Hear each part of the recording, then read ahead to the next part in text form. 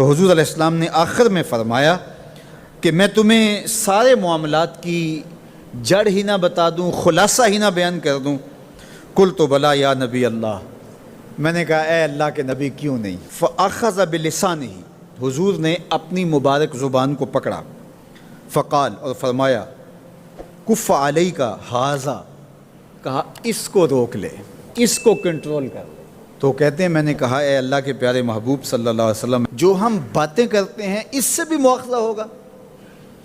یعنی عمل پر تو پکڑ ہوگی، لیکن جو ہم زبان سے بات نکال دیتے ہیں تو کیا اس بات پر بھی مواخذہ ہوگا؟ تو حضور علیہ السلام نے ارشاد فرمایا کہ لوگ منہوں کے بل یا ٹھوڑیوں کے بل جہنم میں ڈالے جائیں گے، یہ ان کے بولے ہوئے بولوں کی وجہ سے ہوگا، ان کی زبان کی کمائی کی وجہ سے ہوگا۔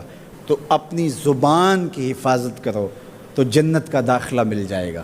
تو گویا زبان کی حفاظت سے لے کر کے اللہ کے حضور سجدے تک اور اللہ کی عبادت تک، یہ ہے وہ نصاب جو جنت میں جانے کا ہے۔ اللہ ہم سب کو 5 گانا باجماعت نماز کی توفیق دے، اللہ ہمیں توفیق حج کی نصیب کرے، اللہ ہمیں رمضان المبارک کے روزے رکھنے کی توفیقات سے مالا مال کرے، اللہ اپنی راہ میں جد و جہد اور جہاد کی توفیق سے مالا مال کرے، اور اللہ ہمیں ہماری زبان کی حفاظت کی توفیق دے تاکہ ہم خیر کی راہوں کے مسافر رہیں۔ کچھ لوگوں کی عادت ہوتی ہے کہ وہ بہت زیادہ چیخ چیخ کے بولتے ہیں اور بلند آوازی سے گفتگو کرتے ہیں۔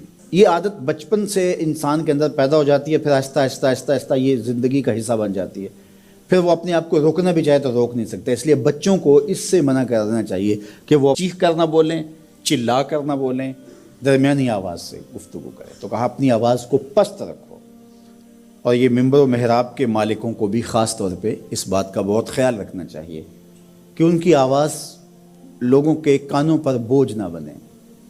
آج کل تو یہ ساؤنڈ سسٹم لگے ہوئے ہیں، اور پھر ماشاءاللہ کچھ لوگ تو یہ ایکو کا بھی ضرورت سے زیادہ استعمال کرتے ہیں۔ سنجیدگی کے ساتھ، متانت کے ساتھ بات کرنا، سنجیدگی اور متانت کے ساتھ بات کو سننا، یہ شریعت کے آداب ہیں۔ جب کسی سے ہم کلام ہوں تو آپ بھی بلند آواز نہ ہو، اور دوسرا وہ اس کا جو جواب دے رہا ہو اس کی توجہ بھی بھٹکنے نہ پائے، وہ اپنے احساسات سے یہ بات بتائے، اور کہیں جواب دینا ضروری ہو تو حرج بھی نہیں ہے۔ آواز کو معتدل رکھو، خوبصورت رکھو، تو جس طرح بولنے کے آداب ہے اس طرح سننے کے بھی آداب ہے۔ ویسے ماہرین کہتے ہیں کہ تیز آوازیں بندہ پونے گھنٹے سے زیادہ نہیں سن سکتا، یعنی اس کا سٹیمنا جو ہے وہ اتنا ہی ہے کہ وہ اتنا سن لے، برداشت کر لے اس کے بعد وہ تو الگ بات ہے، لیکن یہ ہے کہ وہ جو آسانی کے ساتھ سن سکتا ہے اتنا ہی سن سکتا ہے۔ تو اس لیے یہ جو لیکچر بھی ہوتے ہیں جو دنیا کی بڑی یونیورسٹی ہیں، وہاں بھی انہوں نے لاکھوں روپے دے کر کے دنیا کے ماہرین بلائے ہوتے ہیں مختلف مضامین پر، لیکن پیریڈ کا دورانیہ یہ نہیں ہوتا کہ وہ 3 گھنٹے کا لیکچر دے رہے ہوں۔ انسان کی جو ہے وہ ایک کیپیسٹی ہے، اس سے آگے نہیں وہ بڑھ سکتا۔ اور مجھے بتائیے انسان کو بنانے والے سے بہتر کون بتائے گا؟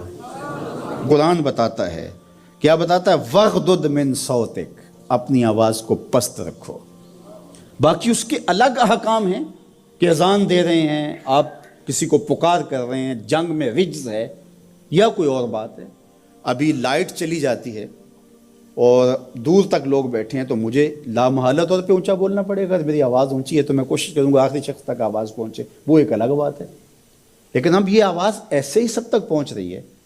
تو ان آداب کو جب ہم سمجھتے نہیں ہیں تو اپنی بات کو کچھ لوگ سمجھتے ہیں کہ زور سے بولیں گے تو لوگوں کے اندر بات اترے گی، ایسا نہیں ہے۔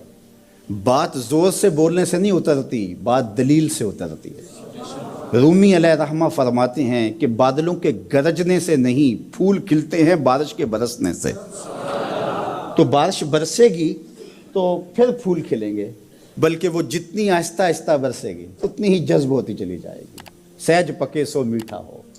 اس لیے اپنے لہجوں کو خوبصورت بھی بنائیے، اپنے لفظوں کا انتخاب بھی اچھا کیے، اور اپنی آواز کو پست بھی رکھیے، لوگوں کے کانوں پر آپ کی آواز بوجھ نہ ہو۔